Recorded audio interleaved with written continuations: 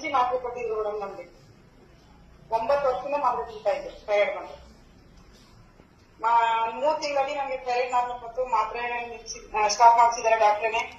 Sugar ಮಾತ್ರೆ ನಿಲ್ಸಿದ್ದಾರೆ, gastric ಇಲ್ಲ, heavy wait ಇತ್ತು, L4, L5, L6, S1 ಅಂತ ಬ್ಯಾಕ್ ಪೇನ್ ಆಗ್ಬಿಟ್ಟು ಬೆಡ್ ರಿಡ್ ಆಗಿದ್ದೆ ನಾನು. ಮಾಕೆ ಸರ್ ಅಜ್ಜಿ ಬೆಡ್ ರಿಡ್ ಆಗಿದ್ರು, ನಾನು 35 ವರ್ಷಕ್ಕೆ ಹಂಗಾಗಿದ್ದೆ. ನನ್ಗೆ ಏಳಿಸ್ಬೇಕು, ಕೂರಿಸ್ಬೇಕು, ಬದುಕಿದ್ರೆ ನಾನು ಚೆನ್ನಾಗಿದ್ರೆ ಬದುಕ್ಬೇಕು, ಇಲ್ಲ ಅಂತಂದ್ರೆ ನಾನು ಬದುಕಲ್ಲ, ನನ್ಗೆ ಇನ್ನೊಬ್ಬರದ್ದು ಸಹಾಯ ತಗೊಂಡು ನಂಗೆ ಬದುಕಕ್ಕೆ ಆಸೆ ಇಲ್ಲ, ನಾನು ಇರಲ್ಲ ಅಂತ ನಾನು ಈ ತರ ಎಲ್ಲ ನನ್ನ ಹಸ್ಬೆಂಡ್ ಹತ್ರ ಹೇಳ್ತಾ ಇದ್ದೆ.